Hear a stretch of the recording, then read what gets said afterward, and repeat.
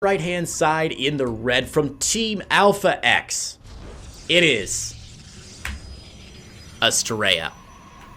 Now, if you guys had asked me before the start of this series which player was going to be ahead, which player was going to be winning this group, which player is the clear favorite, I would have said it's going to be Astrea, hands down. I expected Astrea to be cruising through this group. I'm actually amazed that Astrea took a loss. Astrea's first loss was, of course, against Neeb, 2-1. So a very tough match for Astrea, but a little surprised to see him dropping that match. Neeb, a very formidable opponent. PattyMac, however, is the player that I think has surprised most of us. PattyMac winning 2-1 over TLO, also dropping a series to Neeb, and then beating Epic in a 2-1 series also. So both of these guys sitting at 2-1 right now, and like I said, the winner of this is going to cruise to a 3-1 record, and they're going to feel very good about their chances in the later stages of the group stages. This is, of course, day 4. Well, sorry, day 3. Day 1, we had 2 different matches, so this is actually day 3. But we're on match number 4 right now for these players. So they have 7 total matches. And they're going to be competing to see who has the best record to get out of here. Stargate opener for Astrea, who has not dropped a natural yet. Just staying on one base. Stargate in the main. PattyMac adding on 2 additional gateways. Make it 3. A 4-gate opener for PattyMac. Now this is going to be a fascinating early game from both of these players. Stargate against 4-gate opener. Now, 4-gate opener from PattyMac is generally indicative of a lot of pressure. Astrea is going to see this right away, and I'm sure Astrea is clicking on those gateways to say, wait, really? Really?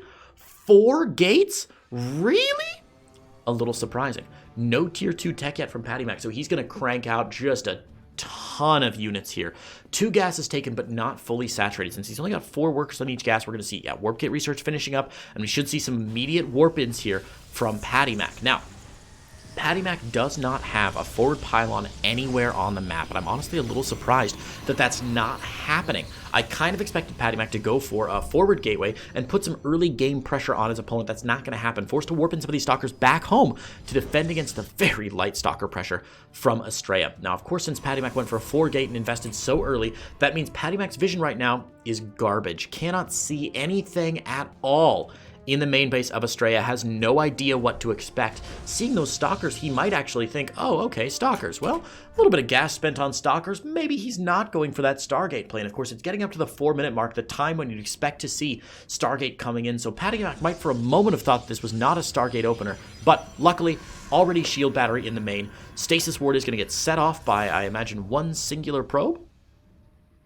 And once that stasis ward is set off, then the probes going to get back to work here. So a nice dodge by PattyMac, but now that the second Oracle is out from Astrea, they can go back in. Remember, shield batteries don't help units that get one-shotted, and probes against 2 Oracles get one-shotted. So the shield battery not going to do anything at all. Ooh, a depth snipe there in the natural. Very nicely picked off there by Astrea as he goes in with a little bit more Oracle pressure. The Oracle's going to get 3 kills, make it 4 kills, make it 5 kills. There it is, nicely done. We'll see if they rotate down to the natural or not. They're not going to, but both of them do stay alive. Good save there. Wow. By Astrea, who kills off 8 total probes, and that is a huge win, especially considering that PattyMac's tier 2 tech is Blink Stalkers. That means these Void Rays and Oracles are going to be very, very effective. Blink Stalkers can be good against air units, but with 8 probes down, you're not going to have like a critical mass of Blink Stalkers right now. PattyMac's going to be wasting a lot of chronos to probably get his probe count back up. He's going to try and chrono out the Blink Stalker, but it's pardon me, he's going to chrono out Blink, and then I was going to say, if he has any chrono left over, probably should be using it on probes to try and draw even here with Astrea, who's dropping an early 3rd base. Astrea came from a position of weakness economically because his natural was down a little bit later, but now the 3rd base is down. The damage has been done. The Void Rays are coming out, and if Astrea drops a 2nd Stargate here, this game is going to get really spicy. Those of you in chat wondering, you all know who Astrea is. Max Angel, of course, the player who made a pretty nice run in the GSL in 2019. For those of you who don't know PattyMac, he's a bit of an interesting player here. PattyMac plays a lot of online events. He was a big member of the NA Team League Rumble earlier this year, and a very respectable Protoss player in his own right. Again, you don't go up 2-1 in this DreamHack group without being pretty darn good. Taking out TLO in a 2-1 series. He's beaten Astrea in the past. So really nice player by PattyMac. And Astrea can't just assume this is going to be like a free win, because this is certainly going to be difficult. And oh my god, he's going to blink up into the main. He's going to blink up into the main. Look at this. Uses the Scouting Phoenix to blink up into the main. Sends 2 Stalkers up initially, so the shield, the Stasis Ward doesn't grab him initially. The Void Rays are here. There's no shield battery in place. The Void Ray is going to go ahead and prismatically align, which is actually really good. Void Ray remember, Void Ray prismatic alignment does extra damage against armored units, and Stalkers are armored units. So really nice engagement here from Astrea, and PattyMac going to be forced away, not finding the damage that he wants. PattyMac, blink away, buddy. Okay, well, he's going to sacrifice those other 2 ones. He's going to be just fine there. More Void Rays coming out, and man, another Stasis Ward grabbing a bunch of these Stalkers. PattyMac just getting tripped up over and over again here, and Astrea's defense is phenomenal. And of course, he's going to park right on top of these Stalkers and make sure they cannot escape to a safer location. They are going to get mowed down here by the Void Rays, and the Immortals might blink away. He might be able to save 2 or 3 of them, but I think he's going to lose so much. There's a nice blink off to the side, and poor little Stalkers going down. More Stalkers blinking up to the main, but again, a Stasis Ward grabbing all of them. PattyMac has now hit 3 massive Stasis Wards in this game, and things are just getting worse and worse for PattyMac as the game goes on. He still is not able to match the probe count of Astrea, who's at 59 to 51. His army supply is almost half that of his opponent, is slightly more than half that of his opponent, and yeah, he knows as soon as those Stalkers go down, he's just gotten caught one too many times in the trap, and Astrea is going to win that game. Let me tell you guys, Stasis Wards are a really good unit. A really good unit. When used appropriately, Protoss Stasis Wards can be absolutely terrifyingly good. Of course, Astrea is showing us just how danged good they can be. Game number 2 is going to be on Romanticide LE.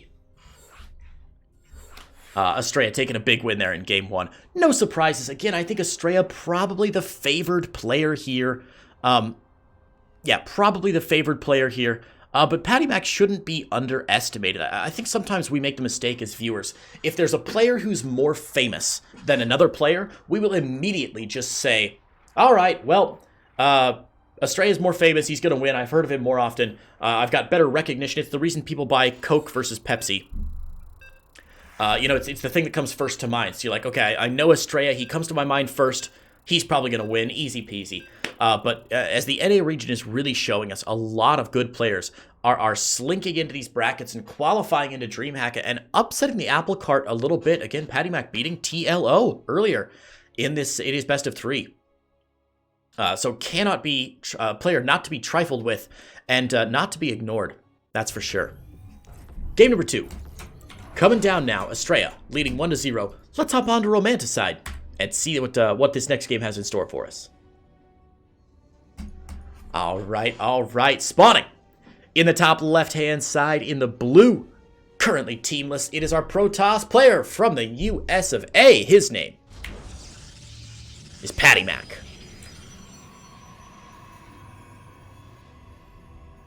And his opponent in the bottom right-hand side of Romanticide LE, our red Protoss player representing the US of A and Alpha X. His name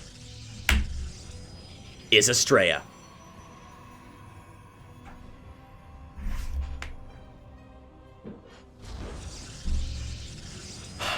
Game number 1 ending in a bit of an unorthodox way here. I mean, what a fantastic use of those Stasis Wards from Astrea. It's very rare to see a Stasis Ward win a game, or 3 or 4 Stasis Wards win a game.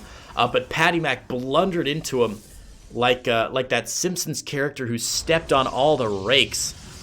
Just poor Kelsey Grammer. You feel bad for the guy.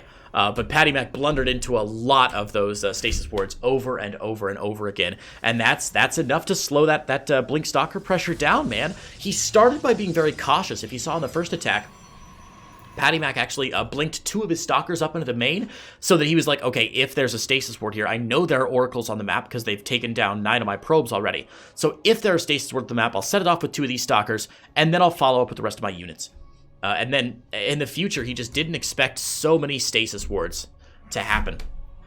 Got nailed with it. So we'll see what PattyMac has in store this game. A little bit of a forward pylon here. That's going to finish up at about the same time as the Cyber Core, indicating that it might be for a forward Stargate. And as PattyMac preps up, it's not going to go Stargate. Interesting. Okay. Yeah, this in the middle, it's much more common position for a Robo, but that's going to get spotted right away. PattyMac might not know this map very well. This is a really uncomfortable location for a proxy Robo, I'll be honest. Obviously, immediately scouted by Astrea. And Astrea is just going for a Stargate behind this. Now, I'm pretty sure that Astrea is going to go either Oracle. Well, no. Astrea could go anything out of his Stargate, honestly, and I wouldn't have complaints with it. You go Void Ray to pick down the Immortal and Warp Prism, great. That's probably what I'd do, but Astrea is a lot better player than I am. You could go Phoenix to pick down the Warp Prism and even lift up the Immortal if you wanted to. Also great. You could go Oracle for counter harassment. I think all 3 of those are very viable options. And we're going to see PattyMac now desperately trying to defend this Robo with his Stalkers. And he's going to get it. But Astrea, too smart here. Not going to expand. Not going to take the bait. And actually going to win this Stalker war here. Astrea. Nice. Wins the Stalker war and is able to pick off one of those Stalkers. 1-1 now, but with the Void Ray coming out, Astrea's got a beautiful position this game. Just adding on a few more gateways to be safe, but the Void Ray alone can pick down the Warp Prism, or the Immortal rather. Warp Prism behind this, but honestly, it's not going to be enough. Shield Battery up front for the Warp Prism or for the Void Ray just in case, and the first Void Ray is now on the field. As soon as he sees the Void Ray, PattyMac's going to know that he's got very little chance of winning this game. The Immortal overstays his welcome here. The Probe, oh man, he gets a kill, not a cancel on that second Shield Battery, but with the Immortal going down, Warp Gate Research finishing up for Astrea, it's just going to be very difficult to see a way out of this for PattyMac. Astrea defending so beautifully here, just so beautifully. A great read by Astrea. Again, a very unusual position for that Robo in the middle of the map. I don't know what PattyMac was thinking. He must have known that Astrea was going to scout. I mean, it's right in the middle of the most common scout location in the game. Probe Scout gets in. There's nothing back home. God, a couple Stalker Warp-ins here. This could just be the end of the game. 2 Void Rays back home. 3rd Void Ray on the way. Again, if I were Astrea, I'd warp in a couple Zealots or Adepts or even Stalkers and just hop straight into the main base, either force a recall out or just end the game. The Warp Prism's here for PattyMac, but his army supply isn't even ahead of Astrea's right now. Now, Astrea won't see this coming, and that's going to be a small benefit. Oh, he's going to try and get the Sentry up to a Force Field off the ramp. That Sentry should be Focus Fire down right away, so there's no Force Field. The Force Field does go down, but Void Rays don't give a dang about Force Fields, man. They fly. They're like Peter Pan. They can fly, they can fly, they can fly. Immortal takes down the Shield Battery, and that's a nice little win, but honestly, the income, or the economy rather, of Astrea is still intact, and oh my god, he's even planted a pylon in the main base of PattyMac here. He can warp straight into the main base. Zealot's going to try and follow these Stalkers. The Stalkers might make it out alive, but this is just rough here. Void Ray will get picked down eventually. Should get a Stalker or 2 along with it, though. Oh, just 1 Stalker. But yeah, again, one Zealot warp in here. There's nothing on the ground for PattyMac right now. So 1 Zealot warp into the main could end this. Oh, PattyMac sees it, and he's like, ah, crap. Should force either a warp in or even a recall. Back to the main base. 1 Adept out, but there are 2 Adepts here for Astrea, and the Adept should be able to get some nice shots off. Immediately 1 probe goes down. Adept gonna die here. Astrea's gonna save his Adept. Oh man, the shades away there on both sides. Checks for the natural, but Astrea in great shape. Still defending at his front here. The Shield Battery won't finish before this next push comes. Oh, it actually will finish before the next push comes, but there's simply not enough economy for PattyMac to keep producing, and he's lost 2 Immortals already this game. He can't build another one. This game has been over for a while now. The Void Rays from Astrea were just such a great choice against that proxied Robo. The Void Ray will get picked down first here, but it just means the charge lots have a really good surface area on PattyMac, and of course these Adepts doing a ton of damage to the main. We can see some more warp-ins from Astrea in the main, but he's being a little bit cautious right now. Warp Prism trying to go around here. PattyMac trying to be really cute. Might be able to force his way up into the main base, but Astrea senses something's going down. Great Star Sense from Astrea here. Oh, it's not Star Sense. Sorry, his probe saw what was going on. So he's going to rotate up to the main base and wait for the blink in, and PattyMac's going to be in just oodles of trouble. Sentry is here for the Force Field, and he will depower the Shield Battery, but second Void Ray's out now.